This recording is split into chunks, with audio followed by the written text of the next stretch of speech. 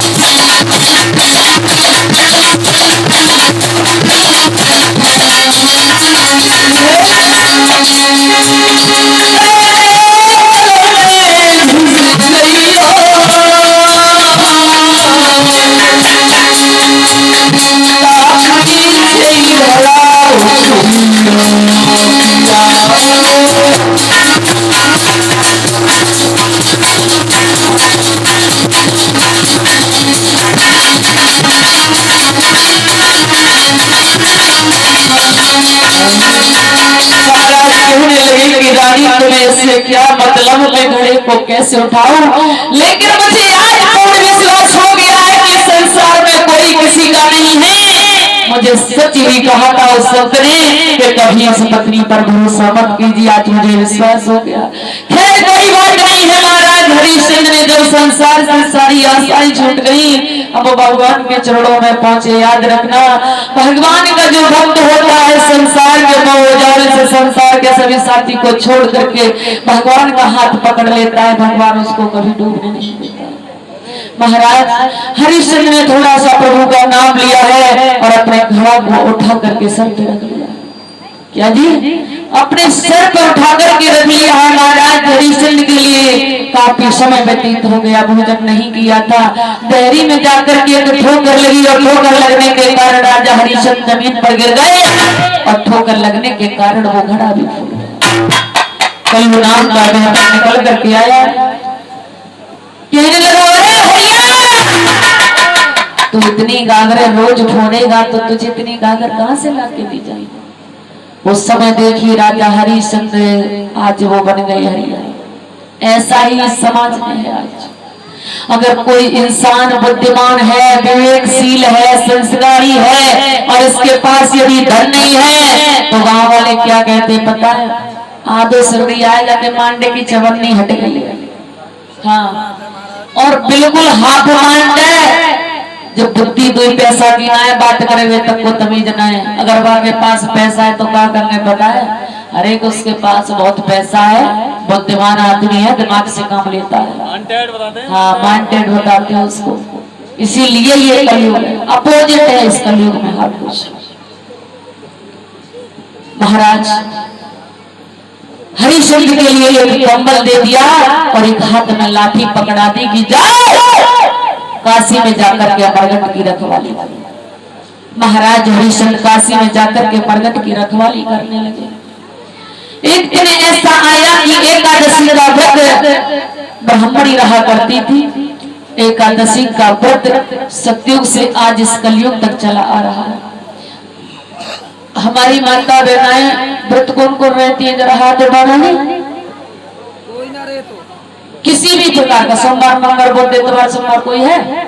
जरा हाथ नहीं उधर कोई नहीं रहते, तुम रहती बस इधर कोई नहीं। ये तो वही गलत बात है तुम्हारी। वैसे स्त्रियां सबसे ज्यादा पूजा पाठ करती हैं, तुम कोई सो नहीं रहते। मुझे तो ऐसी लग रही कि तुम खाने की वजह से जी रहे हो सब। कुछ इंसान ऐसे होता है जो खाए को जीता है और कुछ इंसान ऐसे जो जीवे को खाता। तो जीने को खाओ, खाने को मत जियो। अगर उद्धार जानते हो तो जाने अनजाने में यदि कोई भूल हो जाए, पाप हो जाए तो भगवान क्षमा करते हैं, लेकिन जानबूझ करके पाप करोगे भगवान कभी क्षमा नहीं करेंगे।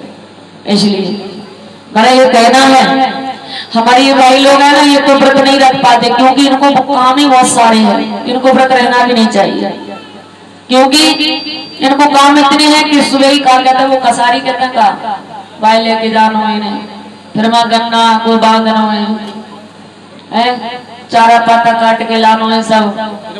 और जब बाबूजी ये जाते गन्ना फन्ना देखे कहते कैसी सर्वे है रही है, मोटरसाइकिल चला रही है पूरे दिन, तो भैया इनको तो व्रत वैसे ही पूरे दिन हो जाता है। लेकिन तुम घर में रहती हो, तुम्हें तो व्रत रहना चाहिए ना, है? मेरे कहने से अच्छी लगे तो मन हो तो रही हो ना मत रही हो। एक माह में 2 एकादशी आती है। कितनी आती है? एकादशी। और व्रतों में सर्वश्रेष्ठ व्रत एक एकादशी का होता है। और जो प्रथम बार एकादशी का व्रत प्रारंभ कर रहे हैं वो देवउठान से करते हैं। देवउठान से ज्यादा सर्वश्रेष्ठ होता है। और उस दिन याद रखना एकादशी द्वादशी और त्रयोदशी एक साथ मिल जाए। एकादशी द्वादशी त्रयोदशी पहली बार एक साथ मिल जाए तो सोच लेना कि तुम कभी नरक को नहीं जाओगे। ये गरुड़ पुराण से हमने बात उठाई है। और लेकिन एकादशी के नियम कुछ जाता है, जैसे कि हमें हमेशा हमेशा के लिए उन कामों को छोड़ना होता है। हमारे घर में मीट मांस का कोई पान ना करे, किसी के हम बुराई करने की तो चलेगा उस दिन, जहां तक कोशिश करेंगे उस दिन बुराई ना करें, यहाँ तक कि मन से भी ना सोचें। सुबह सुबह श्री नारायण जी की पूजा होती है उसमें